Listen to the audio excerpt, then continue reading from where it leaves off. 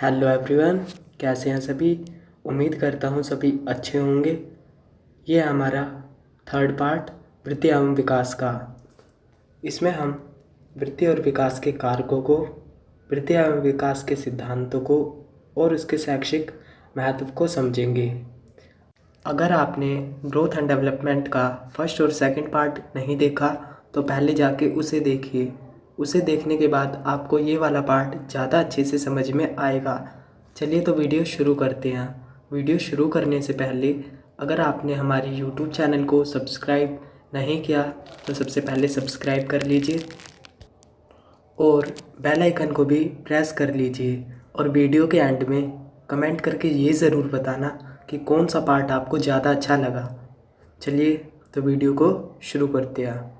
सबसे पहले वृद्धि एवं विकास के सिद्धांतों को समझेंगे। जो सबसे पहला सिद्धांत है वो है निरंतरता का सिद्धांत, प्रिंसिपल ऑफ कॉन्टिन्यूटी। सेकंड, व्यक्तिगत विभिन्नता का सिद्धांत, principle of individual differences. Third, वृद्धि और विकास की गति की दर एक सी नहीं रहती, rate of growth and development is not same. Fourth, विकास सामान्य से विशिष्ट की ओर होता है, development proceeds from general to specific. Fifth, परस्पर संबंध का सिद्धांत, principle of inter relation. Sixth, दिशा का सिद्धांत, प्रिंसिपल ऑफ डायरेक्शन। सेवंथ, विकास सीधी रेखा में ना होकर चक्करदार होता है, development is spiral not linear. अब इन सभी के बारे में एक एक करके डिस्कशन करेंगे। सबसे पहला सिद्धांत, निरंतरता का सिद्धांत, प्रिंसिपल ऑफ कॉन्टिन्यूटी।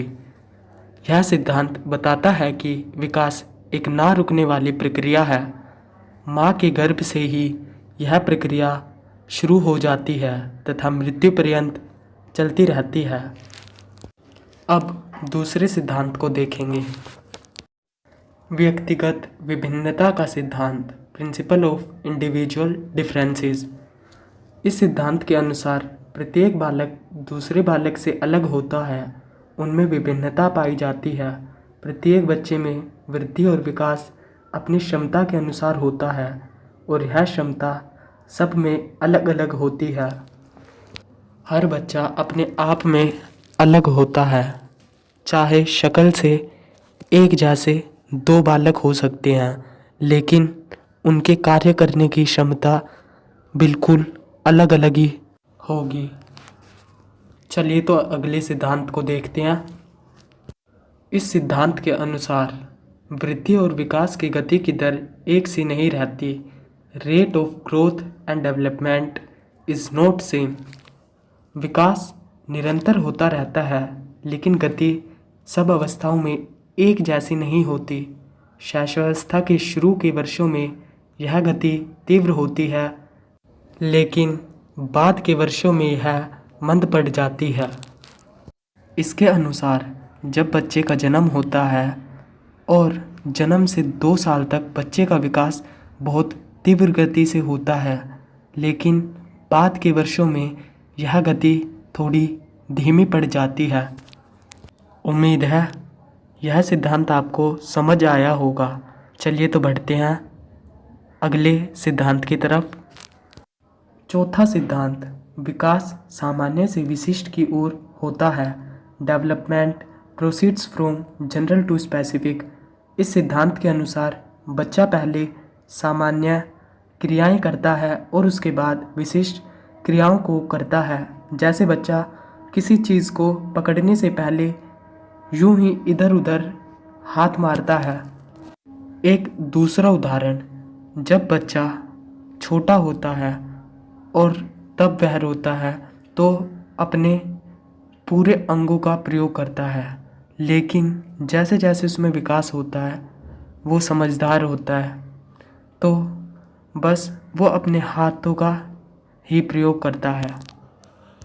बढ़ते हैं अगले सिद्धांत की ओर, परस्पर संबंध का सिद्धांत, प्रिंसिपल ऑफ इंटर रिलेशन। इस सिद्धांत के अनुसार विकास की सभी दिशाएं शारीरिक, मानसिक, सामाजिक, संवेगात्मक आदि एक दूसरे से परस्पर संबंधित है।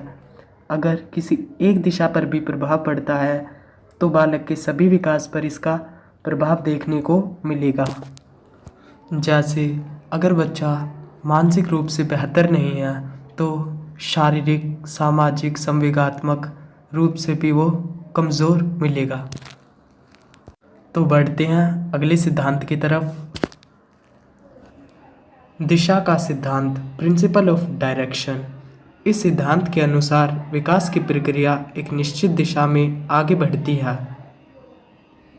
दिशा के दो सिद्धांत प्रमुख हैं, सिर से पांव की ओर विकास सेफेलोपोडल, समीप से दूर का सिद्धांत प्रोक्सिमोडिस्टल। सेफेलोपोडल में विकास सिर से पैर की ओर होता है। सबसे पहले बालक अपने सिर और भुजाओं की गति पर नियंत्रण करना सीखता है और उसके बाद फिर टांगों पर नियंत्रण। इसके बाद ही वह अच्छी तरह बिना सहारे खड़ा होना और चलना सीखता है। लेकिन प्रोक्सिमोडिस्टल में विकास का क्रम केंद्र से प्रारंभ होता है और फिर बाहरी विकास होता है और उसके बाद संपूर्ण विकास। उदाहरण के लिए पहले रीढ़ की हड्डी का विकास होता है और उसके बाद भुजाओं, हाथ तथा हाथ की उंगलियों का। अब देखेंगे ग्रोथ एंड डेवलपमेंट के लास्ट प्रिंसिपल को। विकास सीधी रेखा में ना होकर चक्करदार होता है। Development is spiral not linear. बालक का विकास किसी एक अवस्था में बढ़ते हुए उसी गति से आगे नहीं जाता, बल्कि अपनी विकास की गति को धीमा करते हुए आगे के वर्षों में विश्राम लेते हुए प्रतीत होता है, ताकि प्राप्त वृद्धि और विकास को स्थायी रूप दिया जा सके। तो ये थे वृद्धि और विकास के कुछ सिद्धांत। अब देखेंगे विकास को प्रभावित करने वाले कारक, फैक्टर्स अफेक्टिंग डेवलपमेंट। तो अब देखेंगे कौन कौन से कारक हैं जो विकास को प्रभावित करते हैं। सबसे पहले वंशानुक्रम, हेरिडिटी। सेकंड वातावरण, इन्वायरमेंट। थर्ड रोग, डिसीजेस। फोर्थ आहार, न्यूट्रिशन। फिफ्थ बुद्धि, इंटेलिजेंस। अब इन सभी के बारे में एक एक करके चर्चा करेंगे। सबसे पहले वंशानुक्रम, हेरिडिटी। बालक के विकास में वंशानुक्रम का महत्व बहुत ही अधिक है और वंशानुक्रम का प्रभाव जीवन के प्रारंभ के समय अर्थात गर्भाधान के समय ही नहीं पड़ता, बल्कि इसका प्रभाव जीवन पर्यंत रहता है। बालक का रंग, रूप, लंबाई, बुद्धि, तर्क शक्ति, मानसिक योग्यताओं का निर्धारण वंशानुक्रम द्वारा ही होता है। अब दूसरे कारक को देखेंगे, वातावरण, इन्वायरमेंट। बालक का विकास सबसे ज़्यादा वातावरण के संपर्क में आने से ही होता है एवं वातावरण विकास को प्रभावित करता है। अन्य क्षेत्रों के वातावरण की अपेक्षा बालक के घर का वातावरण बालक के विकास को सर्वाधिक महत्वपूर्ण ढंग से प्रभावित करता है। अब अगले कारक को देखते हैं, रोग, डिजीजेस। शारीरिक बीमारियां भी बालक के शारीरिक और मानसिक विकास को महत्वपूर्ण ढंग से प्रभावित करती है। अगर बालकों में किसी प्रकार के रोग नहीं है एवं बालक रोग मुक्त है तो उसका विकास एक बीमार बालक की अपेक्षा अच्छे ढंग से होगा। लेकिन अगर बालक बचपन में ही बीमार रहने लग जाता है तो उसका विकास ठीक प्रकार से नहीं हो पाएगा। चलिए तो अगले कारक को देखते हैं, आहार, न्यूट्रिशन, भोजन। बालक जैसा खाना खाता है बच्चे का विकास उसी तरीके से होता है। अगर बालक पौष्टिक खाना खाएगा तो उसके स्वस्थ होने की संभावना बहुत ही ज़्यादा हो जाएगी, लेकिन अगर बच्चा पौष्टिक खाना नहीं खाता तो वो बीमार और भी काफ़ी समस्या उसमें हो सकती है। इसलिए न्यूट्रिशन, विकास को प्रभावित करने के लिए बहुत ही महत्वपूर्ण कारक है। बालक माँ के गर्भ में होता है तब माँ का आहार जितना ही अधिक पौष्टिक होता है उतना ही बालक के स्वस्थ उत्पन्न होने की संभावना होती है। अगर बालक अच्छे आहार का सेवन करता है तो उसका विकास ठीक प्रकार से एवं स्वस्थ विकास होगा। चलिए तो अगले कारक को देखते हैं। बुद्धि, इंटेलिजेंस। बालक की बुद्धि भी एक महत्वपूर्ण कारक है जो बालक के शारीरिक और मानसिक विकास को प्रभावित करती है। अध्ययनों से यह स्पष्ट हुआ है कि तीव्र बुद्धि वाले बालकों का विकास मंदबुद्धि बालकों की अपेक्षा तीव्र गति से होता है और दुर्बल बुद्धि बालकों में बैठना, चलना, बोलना, दौड़ना तथा अन्य कौशलों का विकास तीव्र बुद्धि बालकों की अपेक्षा मंद गति से होता है। तो ये थे विकास को प्रभावित करने वाले कुछ कारक, फैक्टर्स अफेक्टिंग डेवलपमेंट। तो अब कुछ वृद्धि और विकास के सिद्धांतों का शैक्षिक महत्व भी देख लेते हैं।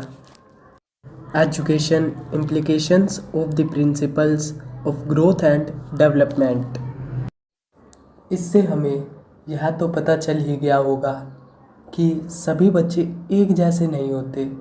कोई जल्दी सीख जाता है और कुछ बच्चे ऐसे भी होते हैं जो थोड़ी धीमी गति से सीखते हैं।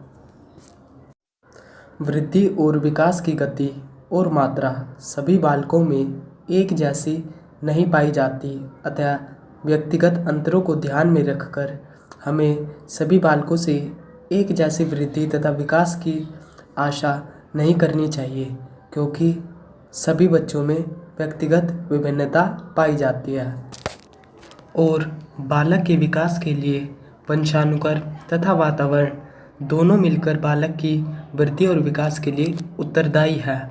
कोई एक नहीं, बालक के विकास के लिए वंशानुक्रम और वातावरण दोनों की बराबर ही भूमिका है। सभी बालकों में व्यक्तिगत विभिन्नता है, हमें उनसे आवश्यकता से अधिक या कम आशाएं नहीं लगानी चाहिए। हमें बालक के किसी एक पक्ष पर ध्यान नहीं देना चाहिए, बल्कि बालक का सर्वांगीण विकास करने का प्रयत्न करना चाहिए। तो ये थे कुछ वृद्धि और विकास के सिद्धांतों के शैक्षिक महत्व। उम्मीद है आपको वीडियो पसंद आई होगी। वीडियो पसंद आई हो तो करें लाइक और कमेंट करके बताएं कैसी लगी, और हमारी नई नई वीडियो के लिए हमारे चैनल को कर लीजिए सब्सक्राइब। जल्द मिलेंगे एक नई वीडियो के साथ, तब तक के लिए दीजिए हमें इजाज़त। जय हिंद।